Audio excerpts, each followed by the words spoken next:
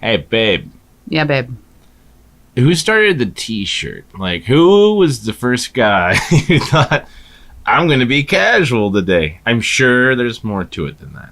But, like... Oh, yeah. There's way more to it than that. Oh.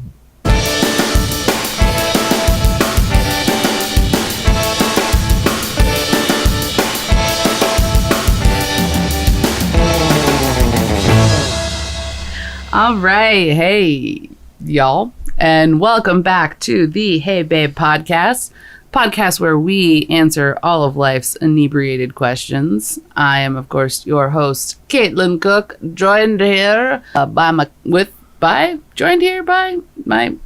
whatever. Here's my co-host. Hi, I'm Chris. And so this is our second episode. Last week was a doozy. Yeah. Last week was super long. Like I said, I think I over-researched. It ended up being about 2 hours. But, you know, these things happen. We're figuring it out. Yeah. I also probably over-researched this week's episode a lot. I mean, we're amateurs. What do you want? This is a learning experience. You chose to hit play. You're in for it now. You have to just deal with it. Embrace it. So last week was a doozy. If you haven't listened to it, you should listen to it. It's now up on YouTube. Yeah. It's also on our SoundCloud. We talk about Ray Kroc and his vision and assholeness. Yeah, he's a necessary evil, but Yeah. evil. Well, that might be a stretch. I mean, he did kill all those women. You did say that, right? I was a little drunk last time. I definitely didn't say that he killed women. That's your own interpretation. Oh, okay. But this week, we're going to talk about something that I will say confidently, 100% guarantee everyone has in their closet. It's like I'm wearing a t-shirt. It's a t-shirt. I'm wearing a t-shirt. Chris is wearing a t-shirt. I guarantee if you're listening, you're probably wearing a t-shirt. Because everyone wears... Or nothing at all. Get on our Patreon. Just kidding. We don't have one. That was a joke. Soon. T-shirts. I know it seems weird and random, but that's sometimes what happens when you have inebriated thoughts and questions. You think of weird random shit and... I gotta find that shit out, yo. Because, like, one day, there's a guy there's a time, and people are just waltzing around with button-up shirts and button-fly jeans, and then fucking Toby with an eye walks in wearing a fucking, Tears for Fears shirt, and they're like, what the Sam hell? That's how it happened, right? 1,000%. Actually, though, what if I told you that T-shirts came about as a protest movement. What? Or item. Now, Explain. What if I told you that T-shirts came about because they were a protest item against the patriarchy? Oh, I think that would be very relevant for today. Hashtag stop talking shirt. Hashtag t-shirt. Time's up. Oh God, I'm sorry. So in order to talk about the history of t-shirts, if I'm doing my job correctly, I have to go to the way back to the origin of the origin of the origin. So we're gonna take a little time travel trip. We're going all the way back to the 1500s. Damn. So if you were expecting a short podcast this week, you're not going to get one. We're going to the 1500s. It all starts with the invention of the cotton gin. No. I really don't. That's probably made... Yeah, never mind. So if you... Good burp. Sorry. If you want to talk about the history of the t-shirt, you actually... Which is... probably the most comfortable piece of clothing someone could wear. It's very comfortable. You have to go back and look at the history of probably the most uncomfortable piece of clothing to exist. which is the corset. Oh. Yeah. Ladies, you know what I'm talking about.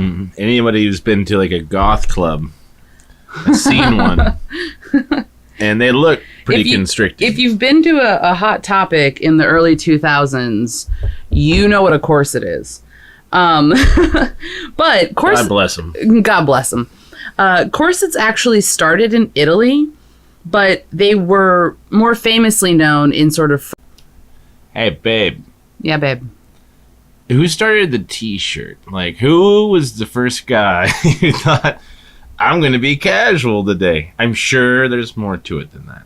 But, like... Oh, yeah. There's way more to it than that. Oh.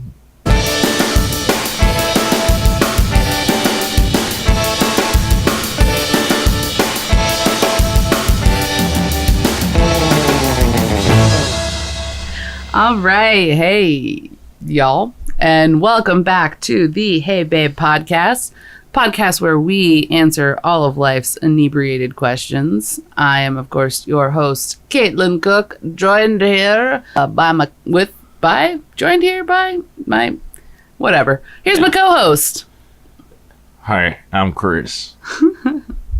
And so this is our second episode. Last week was a doozy. Yeah. Last week was super long. Like I said, I think I over-researched. It ended up being about 2 hours. But, you know, these things happen. We're figuring it out. Yeah. I also probably over-researched this week's episode a lot. I mean, we're amateurs. What do you want? This is a learning experience. You chose to hit play. You're in for it now. You have to just deal with it. Embrace it. So last week was a doozy. If you haven't listened to it, you should listen to it. It's now up on YouTube. Yeah. It's also on our SoundCloud. We talk about Ray Kroc and his vision and assholeness. Yeah, he's a necessary evil, but Yeah. evil. Well, that might be Yeah, you know. stretch. I mean, he did kill all those women. You did say that, right? I was a little drunk last time. I definitely didn't say that he killed women. That's your own interpretation. Oh, okay. But this week, we're going to talk about something that I will say confidently, 100% guarantee everyone has in their closet. It's like I'm wearing a t-shirt. It's a t-shirt. I'm wearing a t-shirt. Chris is wearing a t-shirt. I guarantee if you're listening, you're probably wearing a t-shirt. Because everyone wears... Nothing at all. Or nothing at all. Get on our Patreon. Just kidding. We don't have one. That was a Coming joke. soon. T-shirts. I know it seems weird and random, but that's sometimes what happens when you have inebriated thoughts and questions. You think of weird random shit, and I gotta find that shit out, Because, like, one day there's a guy there's a time and people are just waltzing around with button-up shirts and button-fly jeans, and then fucking Toby with an eye walks in wearing a fucking, Tears for Fears shirt, and they're like, what the Sam hell? That's how it happened, right? 1,000%. Actually, though, what if I told you that T-shirts came about as a protest movement What? or item? Now, Explain. what if I told you that T-shirts came about because they were a protest item against the patriarchy? Oh, I think that would be very relevant for today. Hashtag Stop talking. shirt. Hashtag t-shirt. Time's up. Oh, God. I'm sorry. So in order to talk about the history of T-shirts, if I'm doing my job correctly, I have to go to the way back to the origin of the origin of the origin. So we're going to take a little time travel trip. We're going all the way back to the 1500s. Deal. So if you were expecting a short podcast this week, you're not going to get one. We're going to the 1500s. It all starts with the invention of the cotton gin. No. I really don't. That's probably made. Yeah, never mind. So, if you good burp. Sorry. If you want to talk about the history of the t-shirt, you actually, which is probably the most comfortable piece of clothing someone could wear. It's it's very comfortable. You have to go back and look at the history of probably the most uncomfortable piece of clothing to exist, which is the corset. Oh. Yeah. Ladies, you know what I'm talking about. Anybody who's been to like a goth club has seen one. And they look pretty constricted. If you've been to a Hot Topic in the early 2000s, you know what a corset is. But corset, God bless them. God bless them. Corsets actually started in Italy, but they were more famously known in sort of French culture. They were introduced by Catherine de Medici. Medici. I sound like Brad Pitt trying to say Arrivederci in Inglourious Bastards. Catherine de Medici. So she introduced them to France in the 1500s. And the women of the French court just like fucking loved them. They were all about them. They super embraced them. Corsets were originally made with layered fabrics, stiffened with glue, and then tightly laced. However, by the middle of the 16th century, the use of busks, I don't know if that's picking up how I'm actually saying it, busks, busks started, which, in case you didn't know, a busk is a long, flat piece of whalebone or wood sewn into the casing on a corset in order to maintain its shape. It was like these stiff rods that were sewn vertically along the whole length of the corset. Well, I totally already knew that, but go on. Okay. I just read that the other night. It's But I didn't know this. There were also removable busks that were fastened into place with laces, so they were easier to remove if they needed to be repaired. Right. Or, in some weird instances, they were removed to be given to a suitor as a prize when he was interested in a woman. I see. And as soon as I found that out, I immediately thought of the farm episode of The Office where Dwight throws the crow beaks in front of, I think her name was Esther or Ethel? Esther, I think. Esther sounds right. Threw the crow beaks in front of her feet, and it was supposed to be like, this is how I'm telling you that I like you. If you stomp on them to destroy them, that means you like me too. Like, that was what, and then she does, and that was what I immediately thought of, was like this sort of like, here's a piece of whalebone, which I also find it so funny that like, people generally, like, they always generalize, like, older people especially, like, oh, back in my day, or back in these days, like, back in the day, like, sexual stuff wasn't, everyone was modest. There was, like, this modesty to everyone. Like, no one was just, like, a floozy, this and that. But then these Victorian hoes is giving pieces of their underwear to dudes to be like, like you too, here's some of my underwear for you to have. Like, I don't know, it just seems weird that like the equivalent of like, here's the underwire of my bra, like, have at it. 1600s version of having like panties thrown at you or something, like, oh, here, I'll take my whalebone underwire. Here's my whalebone busk. It's Podrick III reciting poetry in the yard. Throw your whalebone. Throw your whalebone busks at him.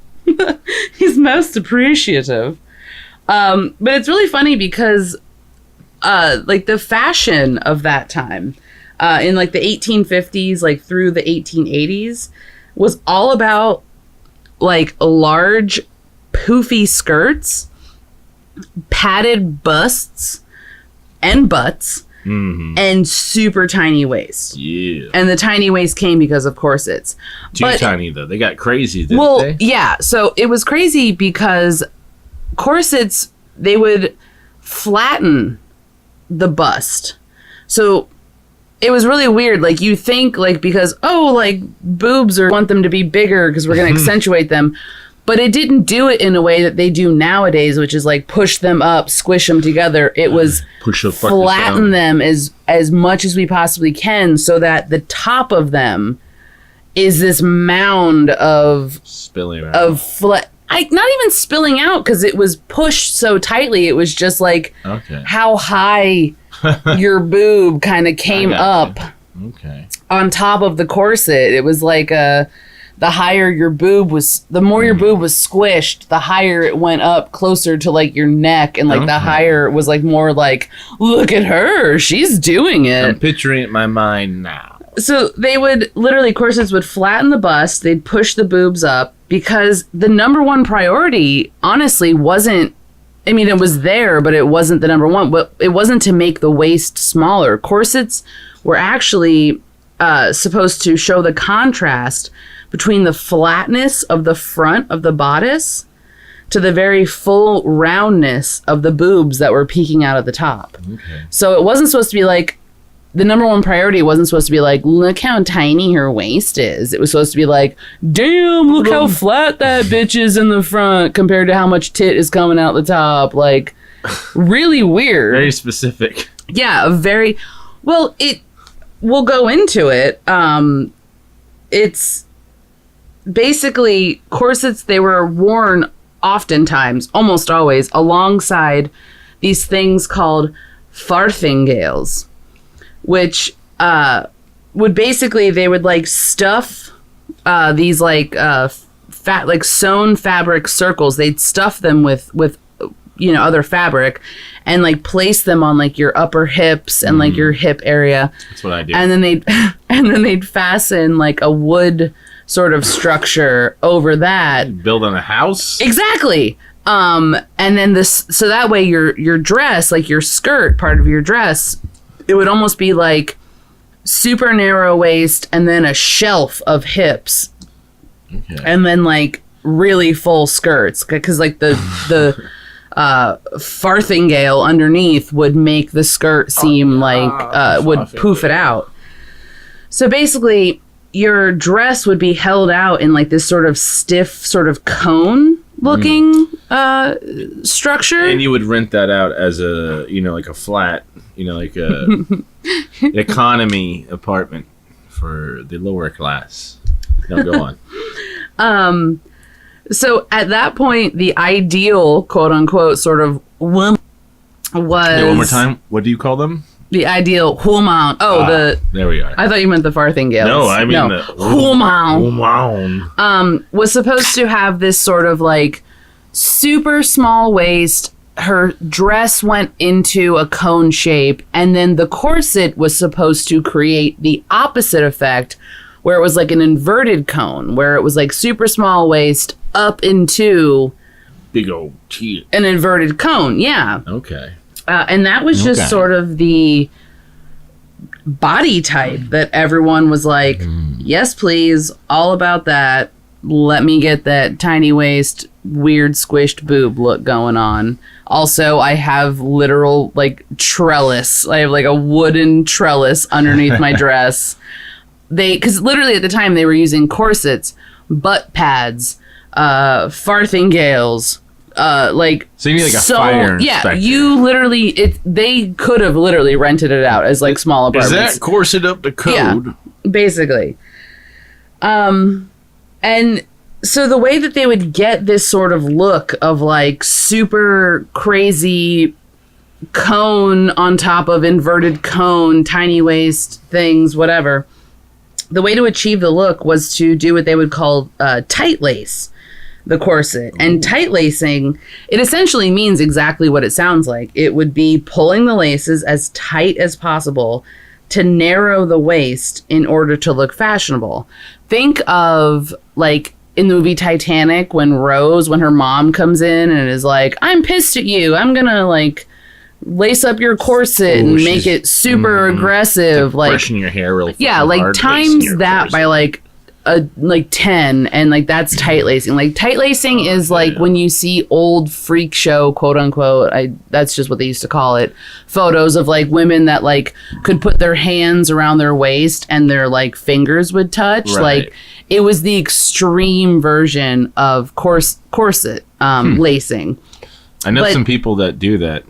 Yeah, it's actually become it's like come full circle, and now a lot of women do like the waist trainer sort of thing, Yeah. where it's not a corset necessarily, it's like a corset mixed with like a weird belt kind of a Yeah, thing. That Like Kim Kardashian, I somebody who think, did that. does it. Like, I mean, I don't know. Don't eliminate my channel, Kim Kardashian, if I just stepped on your shit, because you're the most powerful person apparently in the Yeah. world. I just mean to say, I think the Kardashians do that waist training thing. I've seen it on like Botched, where a woman went in and she was like, she seemed she like, wanted to undo it. no, she wanted to be smaller, because they do that on Botched. They'll be like, well, they'll bring in randomly that's like, I want more extreme of what I am, just to like kind of highlight like a freak showness Right. to them. Be like, Ratings. no, we're not doing it, you know. Right. Get a load of this. But yeah, that's basically what that was. And mostly women would do it like the tight lacing like that. They do it for like balls or like special occasions. It was mostly younger women. Like older women were allowed to just like normal corset. But even normal corseting was still like, holy shit, like this is tight. Like that's crazy. Uncomfortable, Yeah. to say the least. In fact, in the late years of the Victorian era, I'm fucking J-Rock. J-Rock. J-Rock. Sorry.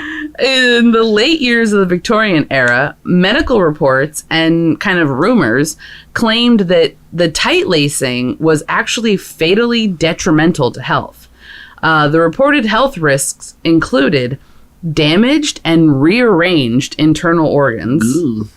compromised fertility, weakness, and just sort of general health depletion. So like women were just like, I'm generally just always sick, never getting better. Yeah. They even there's like kind of famously sort of rumored as a thing, fainting couches came about in Victorian times. Yeah, I've seen those. As it's like a one end of the couch is like a normal couch where there's like a sort of side arm sort of rest. The other one is open ended, and it was so that it's like a slopey sort of long chair, and it was literally because women would get so overwhelmed in this sort of time era that they would lose all of their breath, and it was because corsets were so tight. Yeah, They'd be like, circulation was all fucked up. I don't feel good. I literally am gonna fall over right now. There's similar to how the wife beater came about, to where it's like, oh, I don't like that you're calling this sort of form of shirt that thing, but it's like, well, it's associated with people who beat their wives. Right. They made an entire piece of furniture just to be like, women be fainting because Bitches be fainting. they Poor wear circulation, these super crazy gastrointestinal undergarments. rearrangement. Yeah, that sounds unpleasant. Yeah, so at this time, like cartoons in like newspapers were starting to satirize. Always sounds weird saying that word. Satirize. They were starting to do like, they were starting to satirize. Is that the right word? Saying something really strange when I say that right now. I mean, it sounds right. Sounds right to me. Can you hear that? If you can't, someone is barking outside of our window. That's weird. We can edit that out. We will. So yeah, at this time, cartoons in newspapers and stuff were starting to satirize the practice of tight lacing and corsets in general. And journalists were even writing articles once they sort of saw doctors coming out and being like, hey, this is really bad for you. Your organs are getting moved. Journalists were being like, women are so stupid. The vanity they must have, like, because they're using these things called corsets and they're tightening so hard. When in reality, it was like since the 1500s, it was like that was what it was expected of women to do. That's how you got a man. Yeah, it's like if you just were like some bitch who was like, I'm not wearing that shit, and you like let your titties like do what they want and just not have a tiny waist, like you're gonna die a spinster. Like, so if you wanted to like be successful, quote unquote, in the terms of like that era of time, you had to have a husband. If you wanted a husband, you had to wear a corset every single day. And the health complications, was that from the thinning of the waist or the narrowing, or was that from the pressure from the entire corset? It's literally like the pressure when your waist, you know, is being squeezed to its an unnatural sort of. Because people still do the waist training. I wonder if it's detrimental to their health. I can almost guarantee it is. Oh boy! Like, because I get that there's probably some level similar to how there's corsets versus tight lacing back in the Victorian era, where corsets where it was just like we're just, you know, it's like the Spanx. Yeah. Tight lacing was this total other thing. So I'm sure there are women nowadays that do something closer to tight lacing that is probably very detrimental to their health. Yeah. Because it literally, like, you're like similar to like when a woman gets pregnant and their organs have to get shifted around, and you know it happens.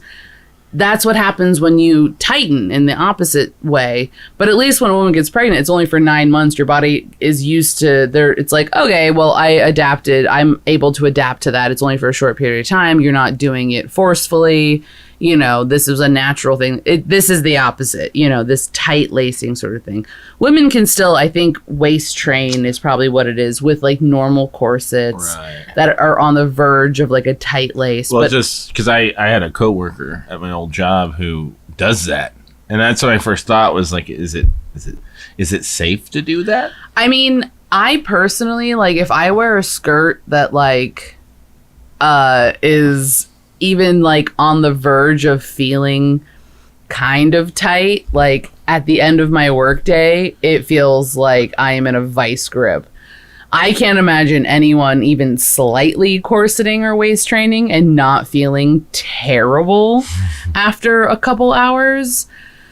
But hey, that's just me. Okay, so Mary T-Shirt came along and said, I have an idea for a garment. No, at the time, though, there were cartoons and journalists that were really condemning women. So much so that I saw a cartoon. It was a little satirical cartoon where a woman was so corseted that it implied that the wind blew. And her top half just flew away because she was corseted so tight that it was just like, go, you know. Oh boy. But because that was happening, women started writing into these newspapers and to these publications and being like, hey, so if you're going to go ahead and openly talk about this and like joke about it, yeah, we're going to give you our real concerns. Like, we're going to literally be like, yeah, this shit sucks. Like, if you're bringing it to like mainstream attention, we're going to hit back and bring it there as well. And we're going to tell you about it. We'll talk about it. So as a result of this sort of, because there was people that were coming in both ways. Some women were like, corseting is terrible. It's the worst. Other women were like, no, it's great. It gives you natural posture. It makes you look so good, you know. So because of this sort of corset controversy, kind of the first wave feminists of the Victorian era started what they called the Victorian dress reform, in which they proposed, designed, and wore clothing considered more practical and comfortable than the fashions of the time. They also, just the women behind this, were also all about, they called for women to adopt simplified garments for athletic activities. Such as biking and swimming. Because you have to remember, back in the day, if a woman wanted to go like biking, she still had to wear her goddamn corset, trundle, this, that. It was like, so women just weren't allowed to basically do anything physical. Like, they just got to exist, have babies, that was it. Like, women were just objects that had to wear all of these things. Have a lemon cake, darling. Yeah. And hang out on the fainting couch. Exactly. So this group of fucking badass women were like, no thanks. this is literally now like 1850s or whatever. 1850s.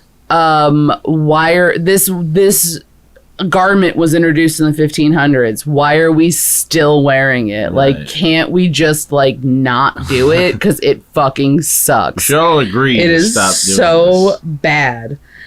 So much so there were also sorry, I had to cough. But while this was happening, so this was all happening during a time called the Progressive Era, which also called for women's education and women's suffrage. They were like, by the way, let's educate these bitches and let's let them vote. It's like an outrage. What's next? You gonna want to vote? Men of the 1850s, ladies and gentlemen. Vote?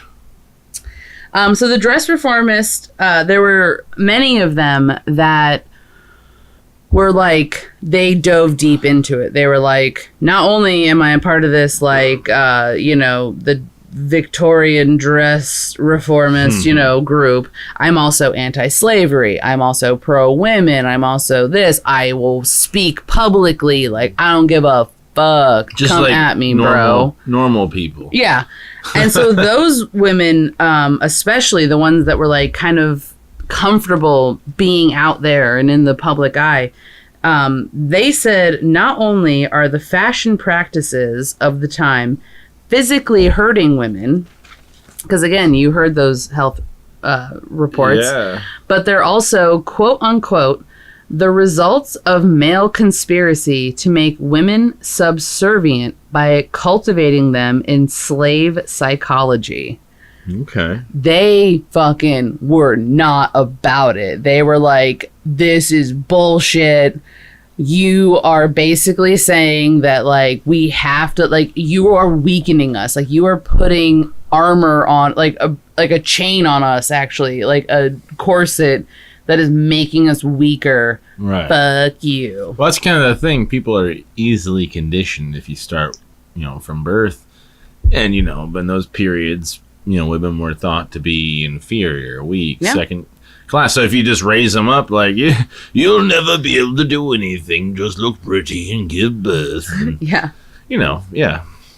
It's a real drag. It's a real drag. It's a real bro. drag. Yeah, bro. Real drag. Yeah. But yeah, these women, they basically believed that if women's fashion could change, the position of women as a whole would change.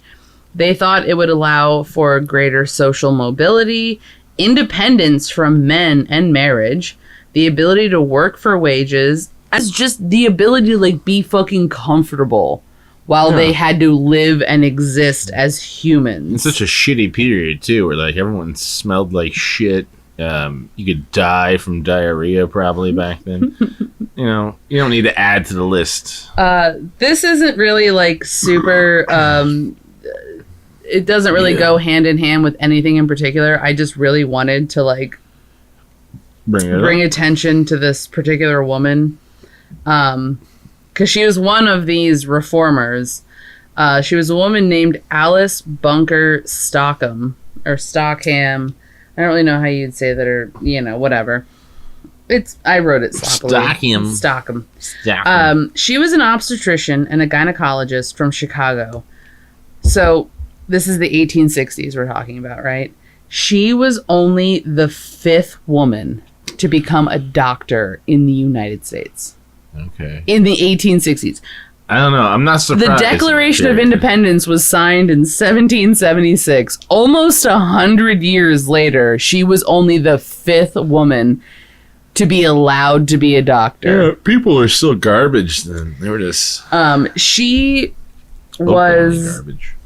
Beautiful human being in the fact that she promoted gender equality. She was also obviously a part of the dress reform, sort of like, girls need to not wear corsets. It's literally killing them. Let them be comfortable. Yeah. She also was pro birth control, which in the 1860s, it's like, I'm sorry, what, ma'am? What are you talking about? What was birth control back then? Like, did they have diaphragms? Oh.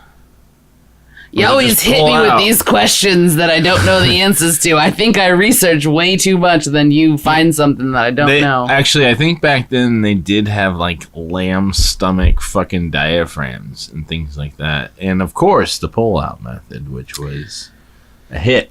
Well, the kind of like another awesome thing about her was like she also was she promoted female sexual fulfillment. And this is going to As be a a mature means- episode. Yes, as a means for successful marriages. She was like, if you want to have a good marriage, you got to make sure your lady's happy. Just like you got to make sure your man's happy, but you got to really make sure your lady's happy. Yeah. She was all about it. She also, this is like a completely, could be a different episode, but she single-handedly established shop and home ec in schools. Really? Yeah. Shop and home ec? Yeah. She went to other what a bad countries. bitch. She went to like Swede countries and saw like how they do schooling over there. And she was like, I really want children to be able to I want them to learn like real crafts. Like I want them to be able to like not just learn like math, science, this, that. Like let's give them some real life shit to learn. Yeah. So we need shop and we need home ec. Like, so, and she never said like, oh, it needs to be like boys are in shop, girls are in home ec. She made it seem like This is just good shit. children need to learn home ec so they can learn basic cooking skills. Children need to learn shop so they can learn basic woodworking and this and that. But she was the person that established both of those things. And she rallied fucking hard against corsets. She was like I said, she was an obstetrician. She was a gynecologist. She knew all about women's bodies. She rallied hard against it. And at one point she said, the best pregnancy corset is no corset at all. Let me just stop us there to remind you, to tell you, pregnancy corsets were a thing. I was gonna say, what is Yeah. Is that like one made to make your baby a certain shape? So I want a diagonal baby.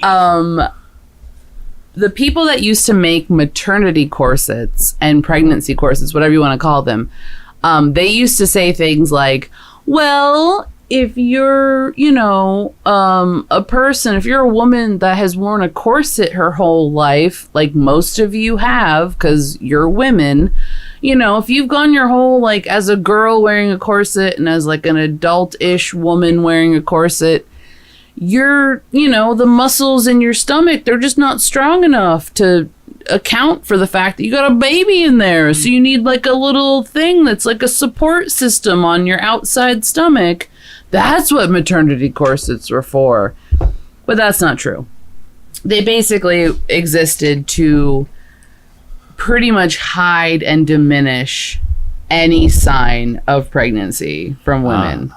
So women would literally strap on these pregnancy corsets that were shaped just slightly different, tighten them up so that the least amount of bump was being shown. They were like, I don't want anyone knowing that I got fucking knocked up.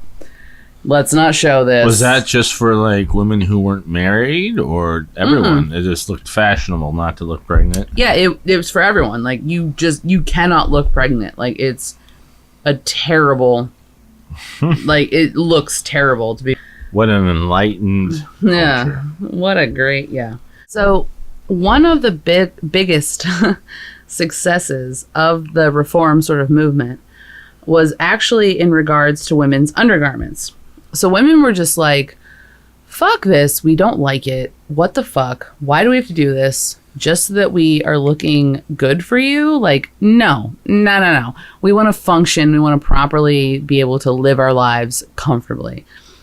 So they kind of tried to do what they came up with a solution. It was called the emancipation waist. And it was basically, though, it was not really great. It was still basically just a looser corset that was kind of structured slightly different. But after that, they came up with a garment.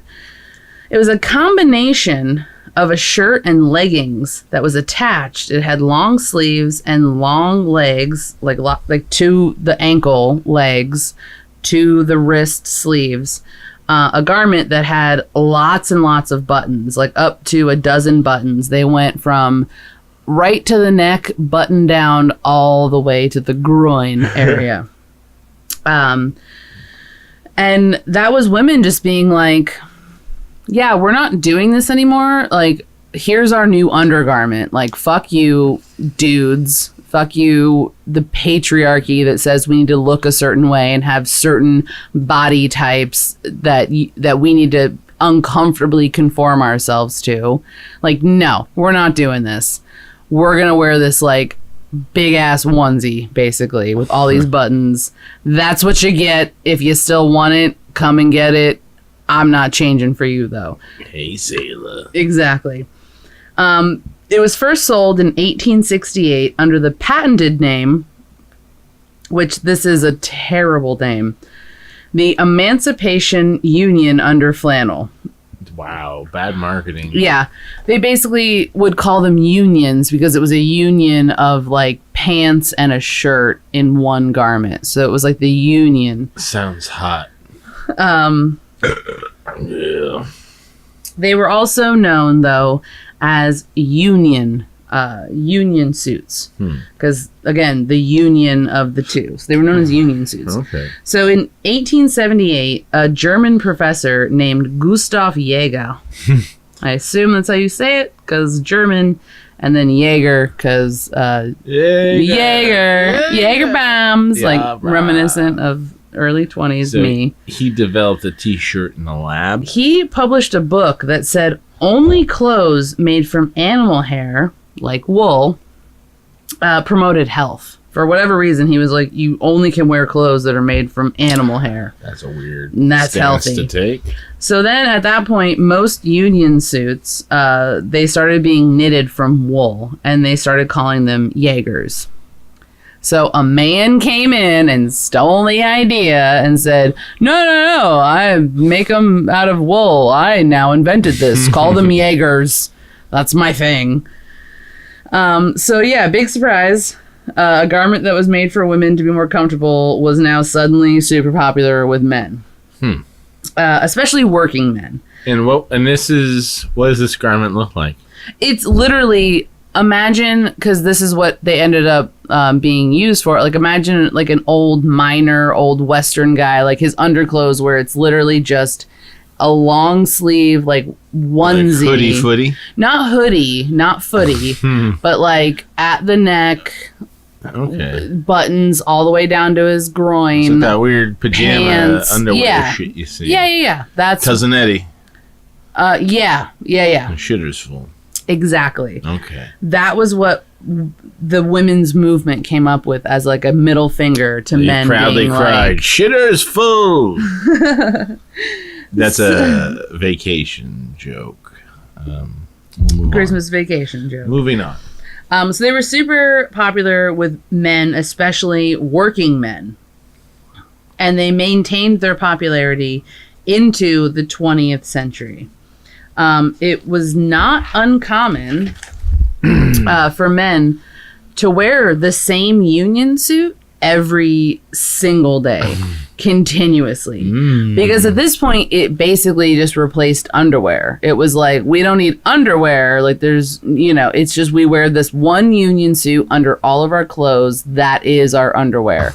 So they would literally wear the same one every day, under everything, continuously. So hot.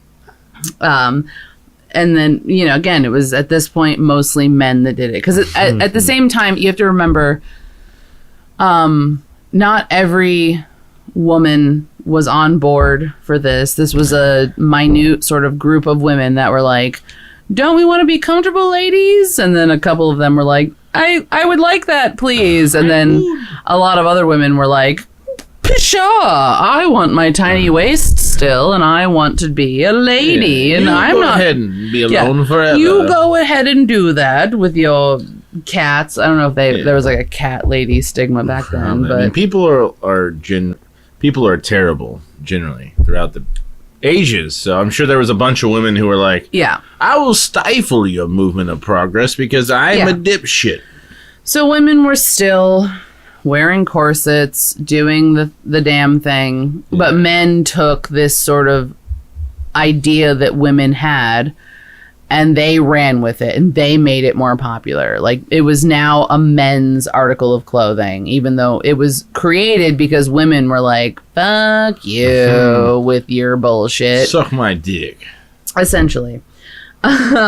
So because these men would wear the same union suits though all the time, like, there was, you know, like, they would get disheveled, they'd get, you know, torn, they'd get this, they'd get that. And then they started realizing that the union suit wasn't the most convenient garment. You know, for one, like, sometimes the union suit was not built with a butt flap, basically, which was really inconvenient for bathroom purposes. If any woman here in the last couple years has bought a romper, they know that if you have to pee, you have to take the entire thing off. So if a dude was wearing a romper, they're going to have to take the whole thing off if there's no butt flap to do their sit-down bathroom business. Is this where we introduced the butt flap? No, the butt flap had been introduced before. Some of these union suits were made with them, some were not. So nasty. It's disgusting.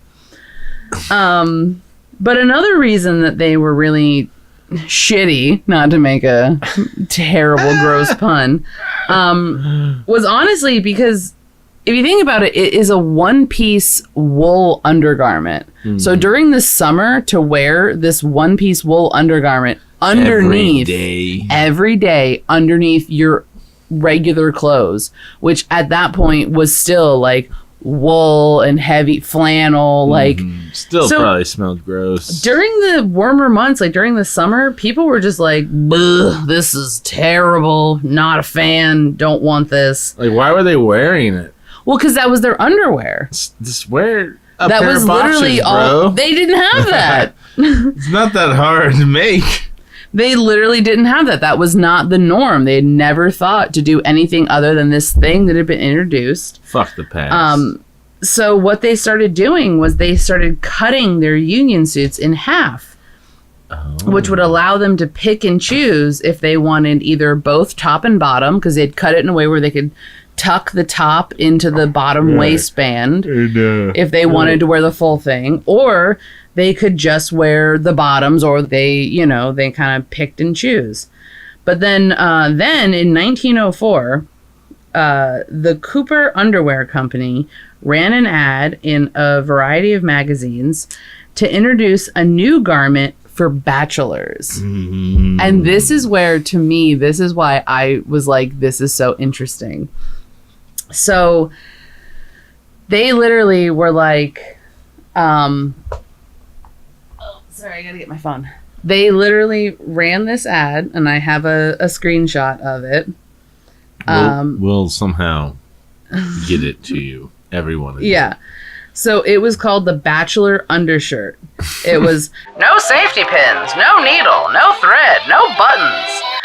The Bachelor shirt is made with a neckband that stretches. It is easy to put on and take off. It has no buttons to come off and none to be sewed on. It's the undershirt of solid comfort and is made in both Balagra and Fast Blacks, basically in two different colors. So basically, they were introducing a shirt that had no buttons, had a neck that could stretch. You could easily put it over you, like over your head, which that was never a thing. You didn't put clothing on over your head and get in. You put them on one arm in each sleeve and then buttoned it up. And they marketed it basically as like, do you not have a wife? You're a bachelor? You don't know how to sew a button then. Who's going to sew all those buttons? Yeah, so when you're using your union suit, or the top of your union suit or whatever, every single day, buttons are going to fall off. Buttons are going to, be a thing you have to worry about. But if you're a bachelor, you have no woman that knows how to sew buttons on in your life. And you as a man, you would never learn how to sew buttons. I ain't no queer. Exactly. Oh, that's terrible. Well, it's the period. I mean, this whole thing is terrible. Everything you've told me is awful. So I'm just kind of imagining the period. So I just thought that it was really, really funny that the way that the first real, like, quote unquote, because it wasn't really a t-shirt yet, but the first, like, buttonless shirt was advertised as, like, you don't have a woman in your life, so you need a shirt with no buttons that can stretch over your head to kind of fit around your neck. Like, there you go. And the ads literally had a before and after photo in them. Mm-hmm. The before photo was this, like, clean shaven kind of dude that looks sad, and his white long sleeve, shirt, top, whatever, is, like, fastened the entire way down with, like, safety pins and, like, neat, all my buttons fell off and I don't know how to do it. This has one shirt. And then the after photo is a guy in his, like, cool, clean, like, necklace or neck stretch buttonless shirt. He's got, like, a fully groomed, waxed handlebar mustache. He's smoking a cigar. He's who you want to be. He's ready to go. He's about to get his deal. Yes. So he's wearing this new buttonless stretch sort of neck shirt. So that was in 1904. By 1913, the ad was so popular that in 1913, the U.S. Navy started issuing these shirts for sailors as part of their uniform. Gay sex increased exponentially after that. I'm pretty sure a pastor on TV told me that. I think so. Not really. But by this time, they had kind of evolved from this sort of long sleeve wool or flannel sort of material to a short sleeved white cotton, but it was still meant to be worn as an undergarment. Right. So instead of being like a long sleeved, all these buttons. How dare you? Are you okay? I'm fine. I'm fine. So instead of being this long-sleeved, buttoned all the way up sort of, garment, it was now a short-sleeved, white cotton material. But it was still more meant to be worn as an undergarment. So it became common, though, at this point for sailors and Marines, because Marines adopted it, the Army adopted it. Like, it kind of became sort of like the common, this is your undergarment shirt for the military. Like a white short sleeve shirt. Yeah. So it started to become common for sailors and Marines to remove their uniform jackets when they, like, work, because they're working on boats and on submarines and on planes and whatever. They're like, or they're in like a fucking environment that is super hot all the time. This and that. You're going to keep cool. So they were like, well, let's remove this really nice uniform jacket. And if I need to get dirty, I'm just going to wear my undershirt, So they'd only dirty the reason they would remove that is because they would only want to dirty the undershirt, the t-shirt. Yeah. And because of that, that practice sort of transitioned to workers of various industries, because at that point, white cotton t-shirts, they were easy to clean, and they were also inexpensive. Like, it was a thing at that point. So those were also the reasons why mothers would dress their young boys in t-shirts. They were like, right. Well, if you're, like, boys are synonymous with being like messy little fucks. So they would be like, you're going to wear this white t-shirt thing. Right. If you're going to be playing or this, that you're going out, like, you're wearing this so that I can clean it easily. That's just another sign of the gender separation. It's like the first smock. Like, remember back in the day when you were in school, like in elementary school, and you'd be like, I'm in art class and we're painting today, so they'd give you a smock to wear. I didn't have that. All right, well, We were too poor to have art class. Whatever. That's not a thing. You 1,000% had art class. Wait, like elementary school? Yeah, like in elementary school, like you'd have art. Did we? I did. Did you not have art as an elementary school child? I went to school in Russia. There was no art class. You play with rocks. That is it. No. God, I'm such a boner. No. Did you really not have like... I remember a music class. I don't know. I'm sure I did. Anyone but we who- didn't have smocks, I can tell you that much. Well, yeah, when I was a kid, you went to art class and they were like, this day we're doing painting stuff. Your parents don't want you to ruin your school clothes, so we're going to give you this oversized, like, apron or t-shirt or whatever. That was your smock.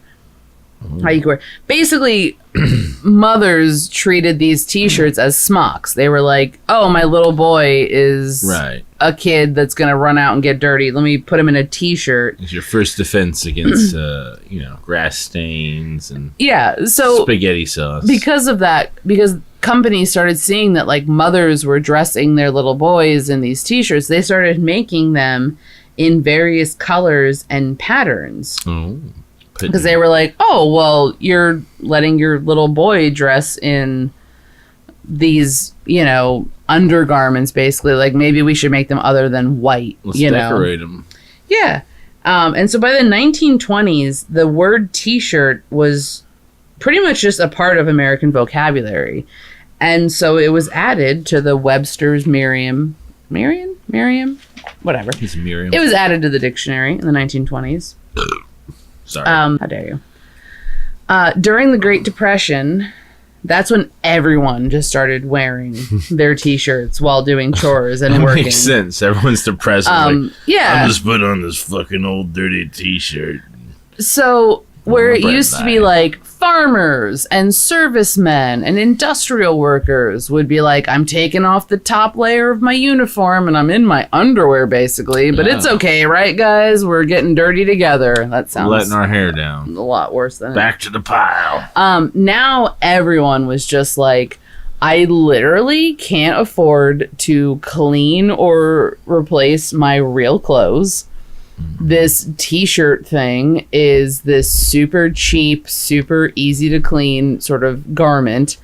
If I have to go out and do shit on the farm or work or just everyday life, like I'm gonna want to wear that.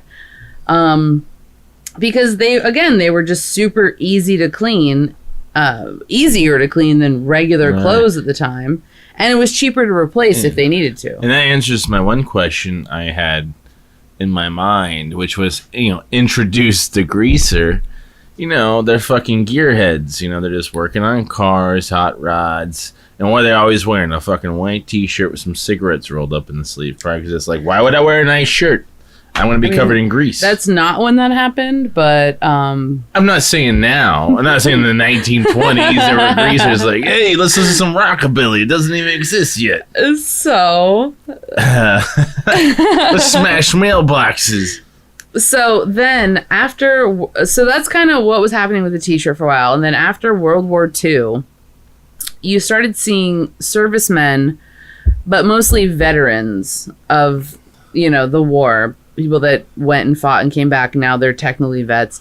You started seeing them commonly wearing their uniform pants, but with their t-shirt undergarments as their casual wear. So when they didn't need to be in full garb, they would just wear their service pants, like their khakis or whatever, and they'd put a t-shirt, their undergarment on, and not wear their jacket.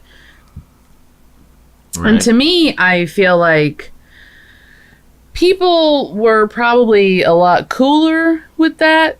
Like, they were more accepting of that, especially, the military, whatever, because it's like, you just got done fighting Nazis. Yeah. You literally saved the world. You need to relax. You and literally take it killed easy. Hitler, or I guess, who knows, but like, You helped conspiracy, defeat the we'll say fascist otherwise. regime. But like, literally, like, World War II was like the war that like America was just on the side of Americans. Like, they were like, holy shit, it takes. So when those people came back, they're like, you were on the side of good if you were fighting the Nazis. You were the allies for sure. So when people came back, you know, these people that went and fought and like killed Nazis and like defended America, if they wanted to come back and wear their goddamn like undergarment t-shirt with their pants, like, who the fuck is gonna be like, I'm sorry, what are you doing? That's not your official uniform. Like, no one's gonna say that. Like, they just fucking went and fought Nazis. And like, hey, you want to fuck my wife? Hey, let me shake your hand. How many Nazis did you kill? That's how many times you get. I'm sorry. That was gratuitous. That was super gratuitous. That was How dare mature. you. That was very mature. So at this point, Yeah. at this point, there were very few, and I mean like very, very few, printed t-shirts. Like, that wasn't really a thing. Yeah. They did exist. There was no McDonald's shirts. No, there was a guy like on the cover of like Life magazine who was like an artillery gunnery or something that was like, meh, I'm posing for the cover of Life magazine, that had like something He's on like his... handwritten. No, it was like printed some way. I didn't look too much into that. But I was gonna say a Sharpie, but that probably didn't. no, that exist. probably didn't exist. But they think, though, so even though while that was sort of the most famously like brought to attention, sort of like, that person has a t-shirt on, he's on the cover of a magazine, oh my god, like, Oh my god. oh my god.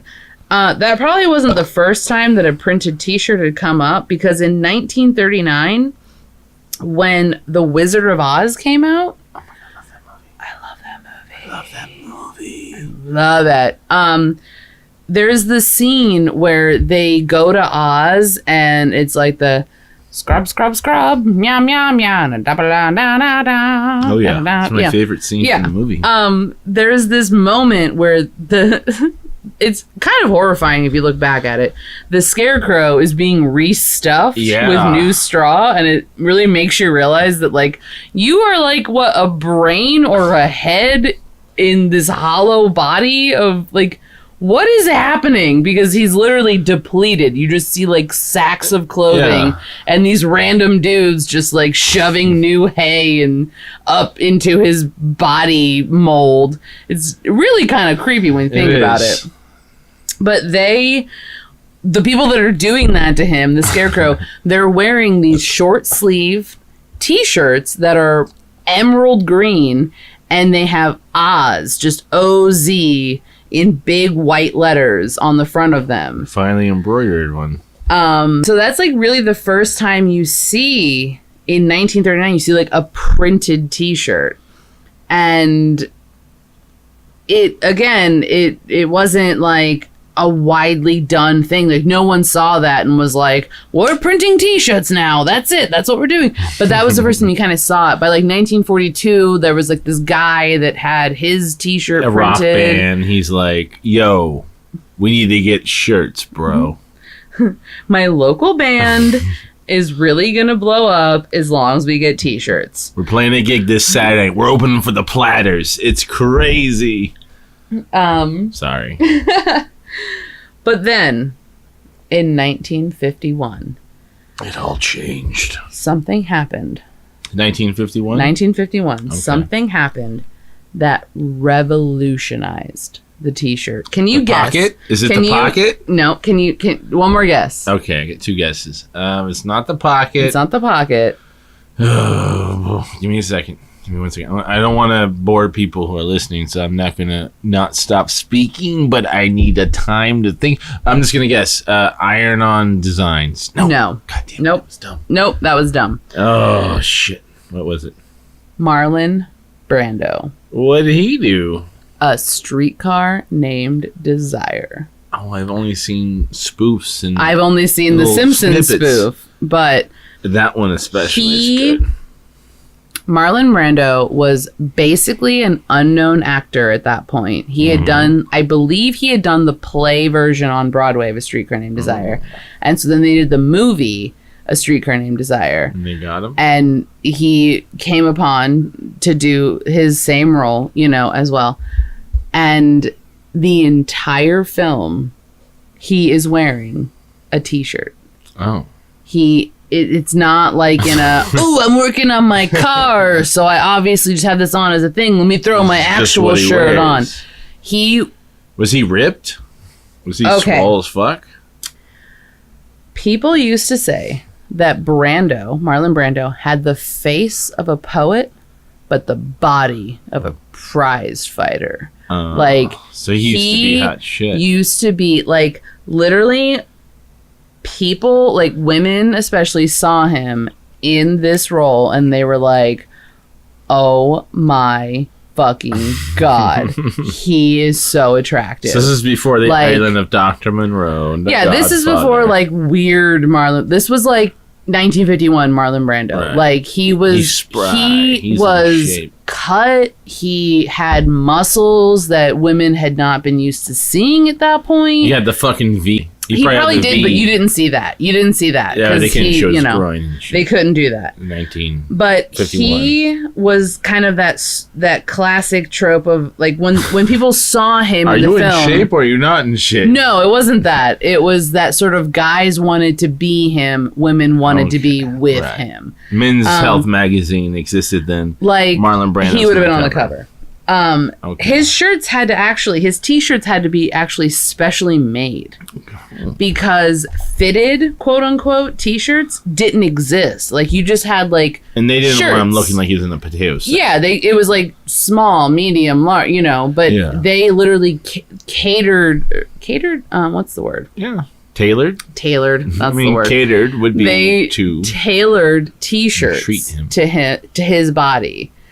And women literally, like, went fucking crazy. They were like, holy shit, look at his muscles. Holy shit, look at his body. He has that t-shirt on. It's like a second skin. Like, oh my god. He became an instant sex symbol. He's absolutely poured into that t-shirt. Literally. Like, and it just, like, blew up. Like, he ended up getting nominated I know what I'm for watching tonight. Best Actor at the Oscars that year.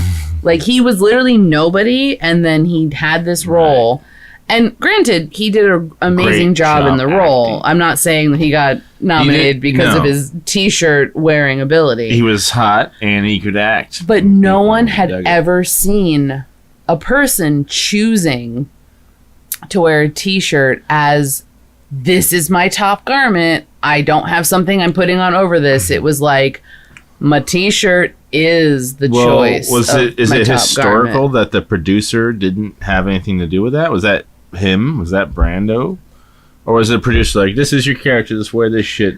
That I don't know, because I don't know if he wore that sort of garb in the play. 'Cause, like I said, he was in the play on Broadway that was hugely successful, and it was, I think, a different person that ended up making the movie versus the play. So he could have done it in the play, and then the person that made the movie was like, let's bring that over. Either way, judging by like what kind of person he is, you know he loved it. Oh yeah, no. If he didn't come up with 1,000%. it, he's like, yes, this is perfect. No, So different. He Peacock. yeah, people were like, people literally thought so much into it. They were like, he must have chose a t-shirt because he wanted to be like, that was his second skin Sore thumb. physically, and that was him embracing the second skin that was his character. Like, people were like, they dove deep in, why did he choose a t-shirt? Like, it was such a hot topic debate. Like, why would he just wear a t-shirt? What is going on? Like, that is not a madness. thing. Like, that's never happened before. Well, good for him. But then in 1950, so that was 1951. In 1955, something else happened. Can you guess what it is? 1955. What happened in 1955? What's your guess? I'm gonna say that. I'm gonna say the pocket was added. Nope. 1955. James Dean, Rebel Without a Cause. The first greaser. He Well, was, famous greaser. yeah. Respect to some dead guy. Between Marlon Brando in Streetcar Named Desire, and then 4 years later, James Dean in Rebel Without a Cause, those two films now cemented the wardrobe of teens everywhere. Right. Every kid started wearing white t-shirts as their real t-shirts and jeans and leather jackets and their smokes rolled up in their sleeves. Like, that was what made that happen. Like, there was just a few years, like, everyone took notice when Brando did it, because girls everywhere were like, oh my god, I'm feeling a funny feeling inside. I love the way this looks. I don't understand it. It doesn't seem normal. You're not supposed to wear t-shirts as real clothes, but he does it, and I love it. And and then dudes were like, that guy seems so cool. I want to be like him. And then when James Dean did it, everyone was like, that's it. That's fucking it. That's what seals the deal. I knew it was cool. I could tell when Brando did it, but it was too Hollywood. This guy's just some rebel. He's literally, like, the fact that the movie was called Rebel Without a Cause, everyone was like, yeah, I'm angsty. I'm angsty. Exactly. I identify with that. I don't like things, and I feel like I can just identify that in my wardrobe. My dad's distant and he drinks, and my mom is just complacent. Ooh, I'm gonna wear this outfit now. And somewhere there's a kid who's really having like a shit life. Yeah, we're terrible people. But yeah, that's when like teenagers started being like, t-shirt is not an undergarment. It is a that is a garment. Attire. So that's literally like where the t-shirt, like, it wasn't where the t-shirt was invented, because that had happened so long ago. Mm-hmm. But if it weren't for those two films, I honestly don't think that the t-shirt would have become a staple as an actual, like, a garment I'm choosing to wear as an outer look. It's not just underneath my clothes. Like, I'm wearing that as my actual clothes. Yeah. It was edgy, but it was a statement of, like, no. Yeah, and I'm going to be comfortable. This is the 50s, which we now look back. Like, when it's happening, I'm sure people are like, these kids are stupid they're wearing, it's like when pull your pants up. You're exactly. Or like, when Criss Cross put all their clothes backwards, that's probably how crazy cuckoo bananas it was for like everyone back in the 50s. But there is a difference. The real difference is the things we just compared it to are impractical and make movement and function more difficult. Exactly. You're an idiot. And the t-shirt is like, I need to be comfortable. I'm sorry, it's fucking hot in this long sleeve. I don't want to dirty my good shit. Yeah. This is me just taking it easy. So props to the t-shirt. Well, yeah, the t-shirt, it was like it got a functionality to it for sure. It made a statement, but it was functional. It wasn't until that like 51 to 55 era that it became fashion. Like, it was never fashion before that. Cool. It didn't look like a person standing in their boxers. It looked like some cool fucker. Yeah, that's when it became not function. It became fashion. Right. So then that was 1955 when James Dean, R.I.P. Is Marlon Brando still alive? I feel bad not saying Marlon Brando, R.I.P. I'm pretty sure he is.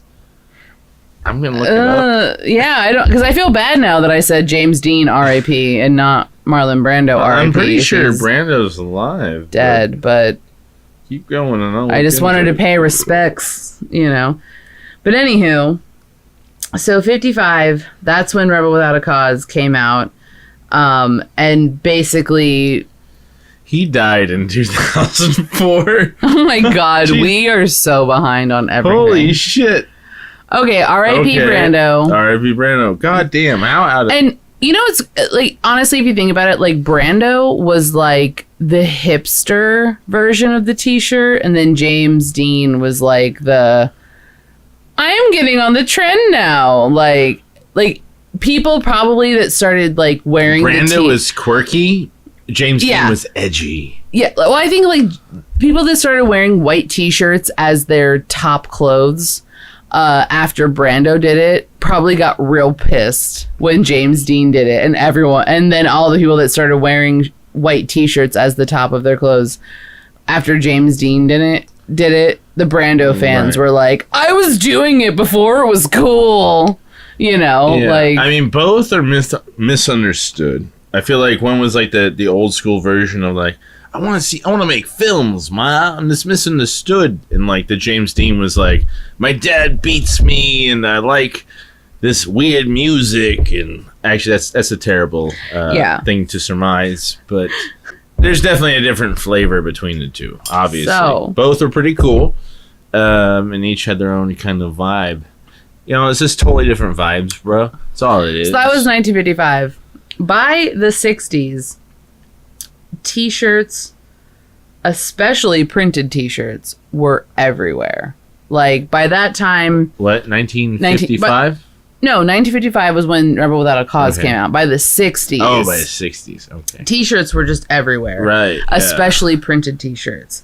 Protest like, at that point, it was like old news, almost, to wear a T-shirt as an outerwear. It was like, yeah, that's just a thing now. They were being used for not only self-expression, but advertisement as well. And then also as a way for people to protest. Right. Down with, whatever. Stuff I don't... In 1967, a guy named Warren Dayton, he pioneered reproducing wearable art on T-shirts. He was this, like, psychedelic kind of artist, like graphic designer, like kind of dude, and he figured out a way to like reprint the same. It wasn't just like this one shirt says this. He was like, I'm gonna figure out a way to like make multiple shirts say the same thing. Yeah, bam. And then this, I love this so much. In the late 60s, tie-dye shirts became like a central element to the hippie movement. The hippie hallmark. Everyone that was like in the late 60s that was protesting, that was, man, like, we're so anti-establishment, like, we're against everything, we're so unique and cool, they started wearing tie-dye shirts. And I think the funniest fucking thing about that is that there was an admin that worked for the Rit Dye company that fucking came up with tie-dye T-shirts. He was the one that was like, we need a shirt, like, now that T-shirts are a thing, we should try and get these fucking hippie kids to use multiple dyes on one shirt. So you're not just dyeing your shirt blue. Like, let's figure out a way where they can do blue, green, red, purple, yellow, like all of the colors we have on one shirt. They have to buy 10 different dyes to make this shirt that they want. How can we do this? How can we come up with it? So this dude came up with the idea of tie-dye. And it's so funny because they made hundreds of tie-dye shirts and handed them out at Woodstock. That's like a Ray Kroc. Yeah. Rick Dye. Yeah. Watch the last episode. Watch the last episode. No, You'll listen because we don't have a... We're not used to things. We don't have a thing for you to watch. Listen to the last episode. You'll realize how schemy things are. Yeah, but that's our full Ray Kroc movie. Rit Dye, the ad guy that was attached to the Rit Dye company, was like, I know what we'll do. Let's figure out a shirt that uses as much of our dye as possible. Cool, we did it. Let's go to Woodstock. You need every color. I'm going to hand out hundreds of these shirts at Woodstock. And then literally tie-dye shirts, that's what people call them. They became synonymous with this sort of hippie culture. So Rit Dye, it was a ploy by them. And they made hundreds of them. Dyes. Gave them away at Woodstock. Which sealed the deal. Like, they made millions of dollars while, like, a bunch of, like, hippie kids thought that they were, like, protesting, corporate America. Like, we're not about corporate America. Like, look at us. We take our undergarment white T-shirts and do crazy things to them. And Rit Dye in the meantime was like, wringing their hands and twirling their evil boss mustaches. Because 1 in 20 hippies were using actual berries and various sources for natural colors, but the majority everyone were just else like, was well, let's just go like- down and buy some color. Yeah, like every Which is kid fair. that was like, I'm a suburban kid, but I'm into what they're talking about, but I have to figure out a way to do it on my own. They I just dig went that and look. bought like It's a good 7 Rit dyes So here's and made their own. Here's my question. My thought is either this Rick Dye fellow. Rit, It sounds like not Rick Dye. Rick Dye, the owner of Rit Dye. What a coincidence. Either like knew that like psychedelics induce this kaleidoscope state, or some hippie somewhere, some dirty, gross, fucking mangy hippie.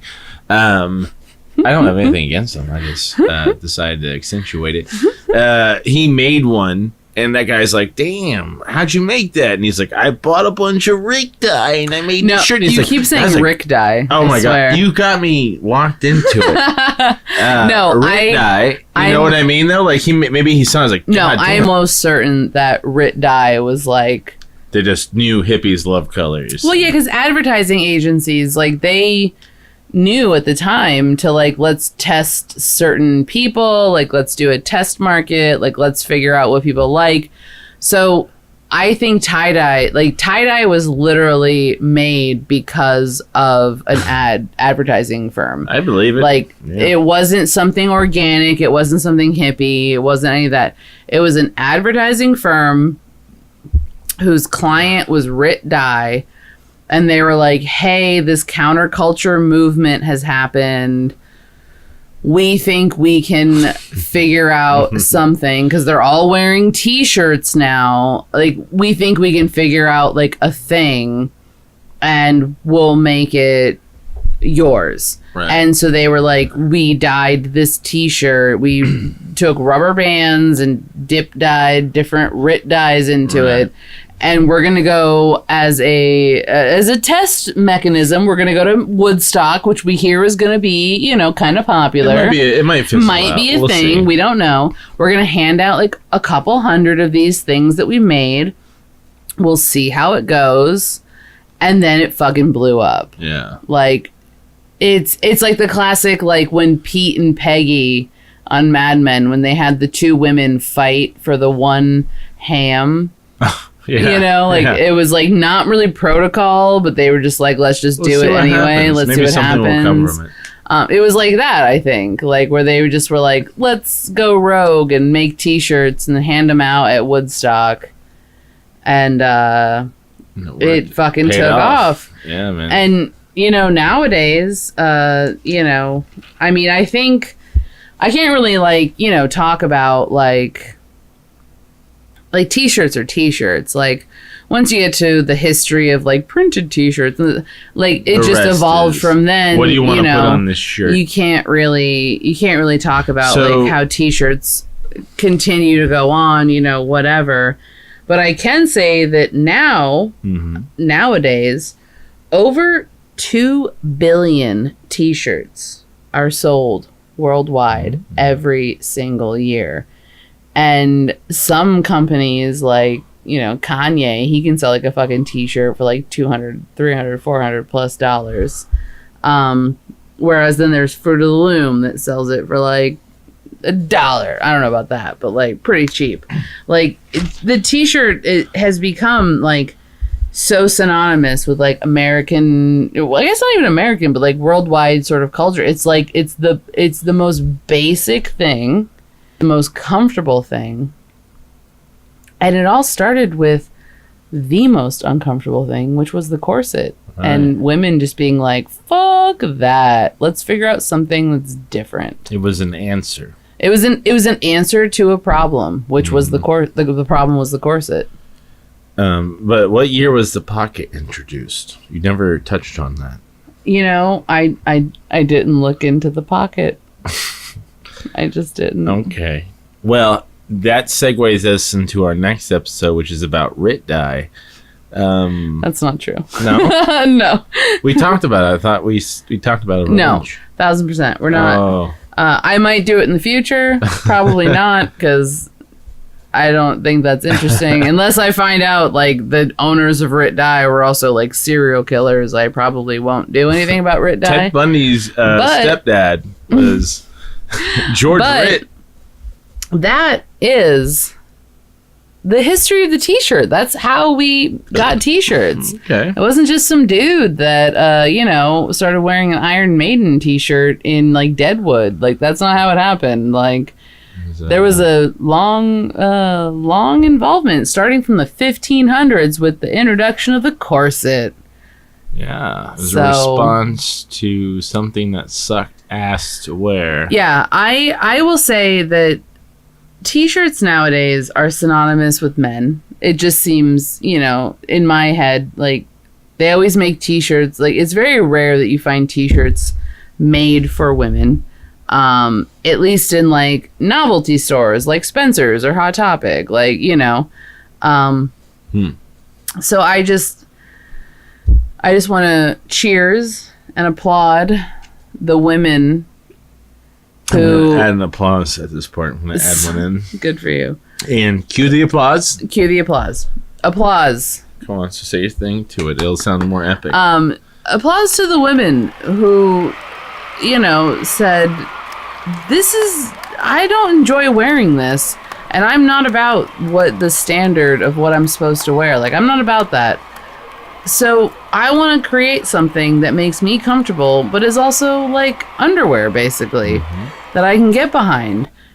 And if it weren't for those women that were, like, fighting for their basic human rights, just basic comfortability, comfort, we probably wouldn't have the t-shirt nowadays. And it just sucks that it's now so associated with, like, men, and even the union suit was associated with men. I was going to say, a lot of because really, it all comes down to women were pissed, and so they changed the course of human history, which, that happens a lot. Like, women, if women get mad and then they get in a group together, they're like, we're about to fucking change everything.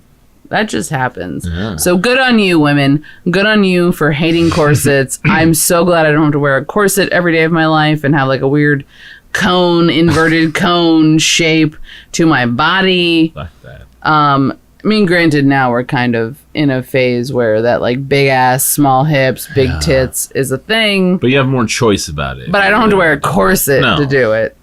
So thank you. Thank you, women of the past. Thank you for standing up and saying a big old fuck you to standards and the sort of what was expected of you. And helping create the motherfucking t-shirt, which everyone wears now. And I don't care how many, like, dudes try and brand it as... I made my own special t-shirt that has this or that, and it's so expensive. Like, pieces of fuck shit. You. If it weren't for women, you wouldn't have a t-shirt. Yeah. If it weren't for women, you wouldn't have a t-shirt. Take that, put it in your pipe, and smoke it.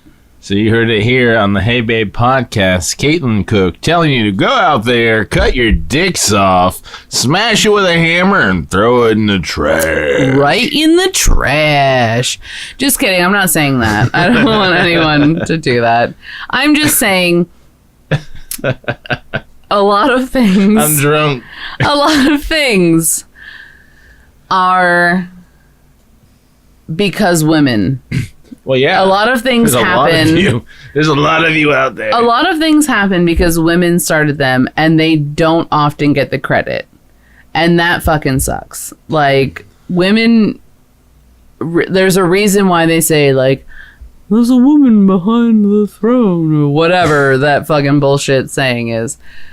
Women do a lot of shit. They know how to do shit. And they don't often get appreciated for it. And they don't often stand up and say, like, hey, I did that, I should get compensated or appreciated for it. So what I'm saying is, I see you, girl. I see you, girl. You didn't want to wear a corset. You were not about that life. You wanted equal rights. You wanted to vote. You wanted to not be fucking uncomfortable for Yas, everything. queen, work, queen. Yas, queen, work, queen. Yas, queen. Good on you. Thank you. Because of you, I am currently wearing a t-shirt, and I appreciate that.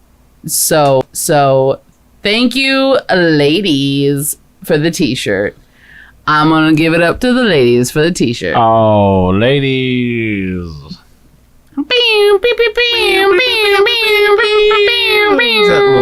horn sound. Yeah, that's the horn sound. I'll add some of those later. You should. Post-production horn sounds. So, thank you for listening to our podcast this week. We talked about t-shirts. We did a whole bunch of things. It was surprising. I didn't think it would go back to corsets, so... I was going to say, like, what is your reaction? Did you... So, here's me reacting. My feedback to you is, I have to say, I honestly didn't expect it going back that far back into the past. I was thinking like 1910, some asshole who's like, I'm fucking hot. We'll cut my sleeves off. Yeah. That's it. What if we just made a thing you crawl into and you get it disgusting? It's stretched over your body and it's made of cotton, I guess. Yeah, we can make it out of cotton, whatever. So, yeah. So that's surprising. I didn't think it would go back that far. So kudos to you for answering my question and providing a surprise. Did I answer your question, babe? The query has been answered. I get to live another day. All right, so if you liked that podcast, you should definitely like and subscribe to our channel. And then hit that bell notification because you will then see every time we post a new awesome video. All of the links that we have below are to our other outlets like Instagram, SoundCloud, and Gmail. Thank you so much for listening. We hope to have you back again because you're awesome. All right, bye.